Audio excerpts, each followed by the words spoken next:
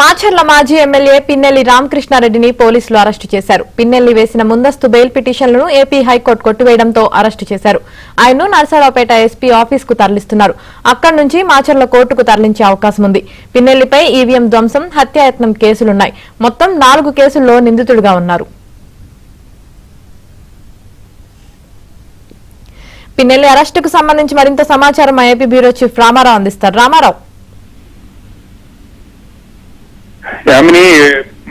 మాచర్ల మాజీ ఎమ్మెల్యే పిన్నెల్లి రామకృష్ణారెడ్డిని పోలీసులు అదుపులోకి తీసుకున్నారు. ఆయన్ని ప్రస్తుతం నర్సరావుపేటలో ఉన్న ఎస్పీ కార్యాలయానికి తీసుకొస్తున్నారు. పిన్నెల్లి రామకృష్ణారెడ్డి అరెస్టుకు సంబంధించి ఇంకా పోలీసులు అయితే ధృవీకరించలేదు. ఎందుకంటే హైకోర్టు నుంచి ఆర్డర్స్ కూడా ఇప్పుడే మరికొద్ది సేపట్లో పోలీసులకు అందే అవకాశం ఉంది.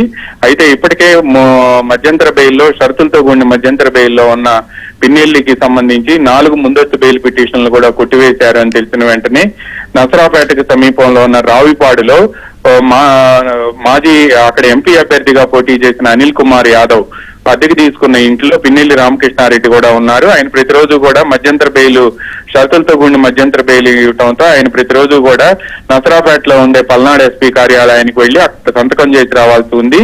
దీంతో ప్రతిరోజు సంతకం చేయడంతో పాటు నర్సరావుపేట వదిలి వెళ్లవద్దు అని చెప్పి కూడా హైకోర్టు మధ్యంతర బెయిల్లో ఆదేశించింది. ఆయన మాచర్లు వెళ్లవద్దు అని కూడా స్పష్టమైన షరతులు విధించింది. ఈ నేపథ్యంలోనే ఆయన ముందస్తు బెయిల్ పిటిషన్లకు సంబంధించి మొత్తం 4 కేసులు. ఇందులో ఒకటి మాచర్ల నియోజకవర్గంలోని రెంటచింతల మండలం పాలవాయి గేటులో ఆయన ఈవీఎంలను ధ్వంసం చేసిన సమయంలో అక్కడే ఉన్న తెలుగుదేశం ఏజెంట్ నంబూరి శేషగిరిరావు ఆయన అడ్డుకోవడంతో ఆయన్ని చితకబాదారు.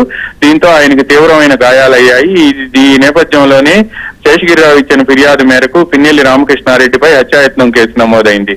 ఇక అదేవిధంగా మాచర్లలో ఎన్నికలు పూర్తయిన తర్వాత మరుసటి రోజు రెంటచింతల మండలం కారంపూడి మండలంలో కారంపూడి హెడ్ క్వార్టర్స్ లోనే ఆయన అనుచరులతో కర్రలు, రాడ్లతో స్వైర విహారం చేశారు.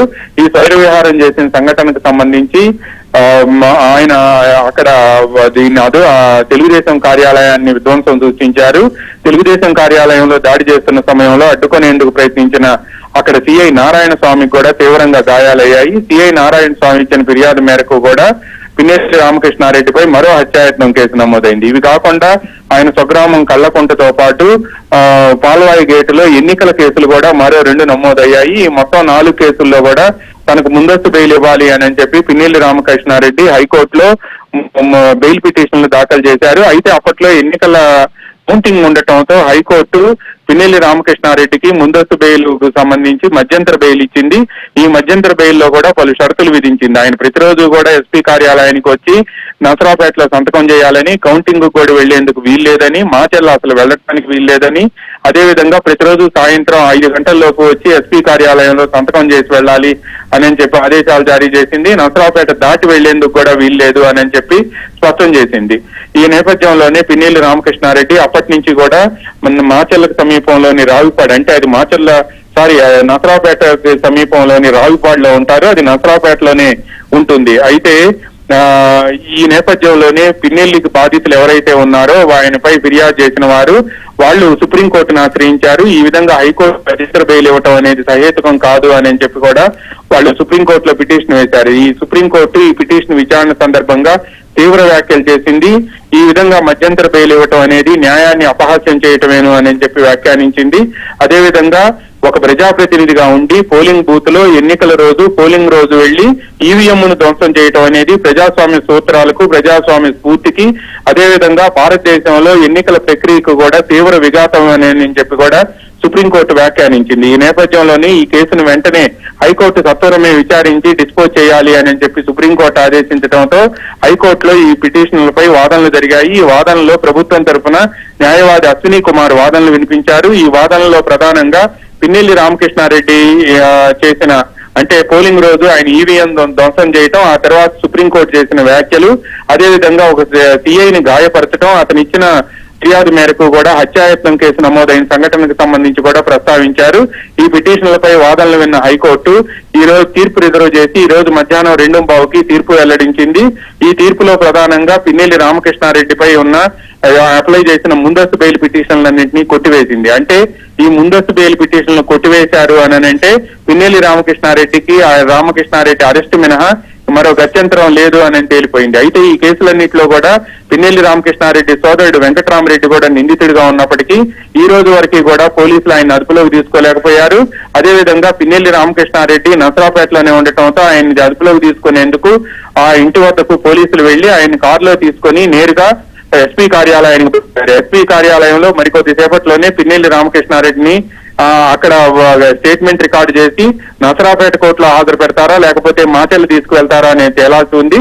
ఎందుకంటే మాచెల్ల తీసుకువెళ్లాలంటే అక్కడ మళ్ళీ లా అండ్ ఆర్డర్ ప్రాబ్లం ఏమైనా వస్తుందేమోననే అనుమానంతో పోలీసులు ఆయన్ని నసరాపేట కోర్టులోనే హాజరుపరిచే అవకాశం ఉంది అని చెప్తున్నారు. బట్ ఎందుకైనా మంచిది అని చెప్పి పోలీసులు నసరాపేట నుంచి మాచెల్ల వెళ్లే మార్గ మధ్యంలోనూ మాచెల్ల టౌన్ లోనూ కూడా విస్తృత పోలీసు బందోబస్తు ఏర్పాటు చేస్తున్నారు. దాదాపుగా 2 దశాబ్దాల కాలంగా మాచెల్లలో పిన్నెల్లి రామకృష్ణారెడ్డి ఏకఛత్రాధిపత్యం కొనసాగుతూ ఉంది.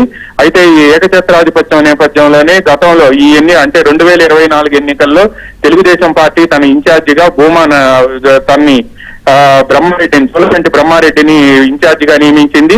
జోలకంటి బ్రహ్మారెడ్డిని ఎప్పుడైతే ఇన్ఛార్జిగా నియమించారో అప్పటి నుంచే మాచెల్ల నియోజకవర్గంలో హింసాత్మక సంఘటనలు ప్రారంభమయ్యాయి. జోలకంటి బ్రహ్మారెడ్డి రంగంలో ఉంటే పిన్నెల్లి రామకృష్ణారెడ్డి గెలుపు కష్టమనని అతను ధీటైన అభ్యర్థి అని చెప్పి జోలకంటి బ్రహ్మారెడ్డి ఈ ఆధిపత్యాన్ని అదేవిధంగా జోలకంటి బ్రహ్మారెడ్డి ఉనికిని కూడా కనపడకుండా చేసేందుకు అనేక దాడులు చేశారు. తెలుగుదేశం పార్టీకి సంబంధించిన ఒక సీనియర్ నేత చంద్రయ్యనైతే ఆయన జై తెలుగుదేశం జై చంద్రబాబు అన్నారు అని చెప్పి అదేవిధంగా జై వైఎస్ఆర్ పార్టీ అనలేదు అని చెప్పి నడి రోడ్డుపై పట్టపగలు పీకగోసు చంపేశారు. అదేవిధంగా మరో వ్యక్తిని కూడా అదేవిధంగా చంపేశారు. దీంతో పాటు మాచెల్ల నియోజకవర్గంలో ముఖ్యంగా మాచెల్ల పట్టణంలో పిన్నెల్లి రామకృష్ణారెడ్డి అనుచరులు తెలుగుదేశం పార్టీ కార్యాలయంపై ధ్వంసం చేయటమే కాకుండా తెలుగుదేశం పార్టీ ఎమ్మెల్యే అభ్యర్థి జోలకంటి బ్రహ్మారెడ్డి అనుచరులు ఇళ్లపై దాడులు చేసి వాహనాలను దగ్ధం చేయటమే కాకుండా ఇళ్లపై కూడా దాడి చేసి మహిళలను కూడా భయభ్రాంతులకు గురి చేశారు. దీంతో పాటు ఆయన బాదుడు కార్యక్రమంలో మాచెల్ల టౌన్ లో పర్యటిస్తున్న సమయంలో అక్కడ ఉండే తెలుగుదేశం పార్టీకి సంబంధించిన కార్యకర్తలపై వైసీపీ నేతలు దాడి చేశారు అని చెప్పి కూడా కళ్ల ముందే ఈ సంఘటనలన్నీ కూడా పెద్ద ఎత్తున జరిగాయి. మాచెల్ల నియోజకవర్గంలో అనేక గ్రామాల్లో కూడా ఉద్రిక్త పరిస్థితులు నెలకొన్నాయి. ముఖ్యంగా మాచెల్ల నియోజకవర్గంలోని రెంటచింతల, కారంపూడి, వెల్దుర్తి, మాచెల్ల టౌన్ ఈ మండలాలన్నింటిలో కూడా పెద్ద ఎత్తున హింసాత్మక సంఘటనలు చోటు చేసుకున్నాయి. అదేవిధంగా ఎన్నికల అనంతరం జరిగిన హింసలో కూడా మాచెల్ల నియోజకవర్గం రాష్ట్రంలోనే అగ్రగామిగా పేరొందింది. ఈ నేపథ్యంలోనే ఎన్నికల కమిషన్ కూడా నేరుగా రంగంలోకి దిగి పల్నాడు ఎస్పీని కూడా మార్చేసింది. అదేవిధంగా కలెక్టర్ ని కూడా సస్పెండ్ చేసింది. దీంతో పాటు మాచెల్ల నియోజకవర్గంలో అదనపు పారామిలిటరీ కేంద్ర బలగాలను రంగంలోకి దించింది.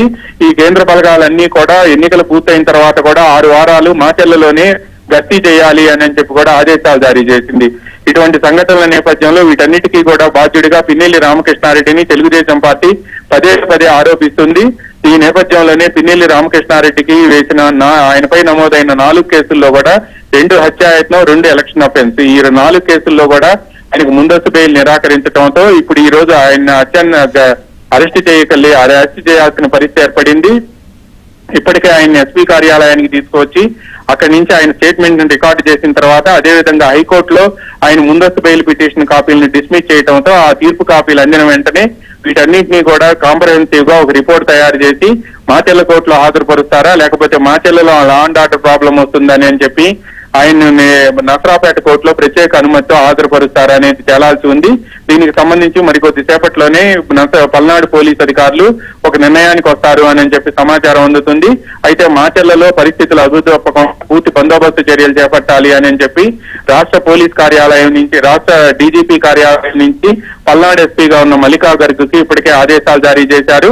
మాచెల్ల నియోజకవర్గంలో కూడా ఈ పారామిలిటరీ బలగాలను రంగంలోకి దించి మాచెల్లలో గానీ లేకపోతే మాచెల్ల రూరల్ మండలం, వెల్దుర్తి, కారంపూడి, రెంటచింతల ఈ 3 మండలాల్లోనూ మాచెల్ల టౌన్ లోను మాచెల్ల రూరల్ మండలాల్లో కూడా పూర్తి బందోబస్తు ఏర్పాట్లు చేయాలని అదేవిధంగా గురజాల నియోజకవర్గంలోని గురజాల, దాచేపల్లి తో పాటు మాచవరం ఈ మండలాల్లో కూడా పూర్తి బందోబస్తు పిడుగురాళ్ల మండలాల్లో కూడా దాచేపల్లి మండలాల్లో కూడా పూర్తి బందోబస్తు ఏర్పాటు చేయాలి అని చెప్పి కూడా ఇప్పటికే పోలీస్ అధికారులకు ఆదేశాలు వెళ్లాయి.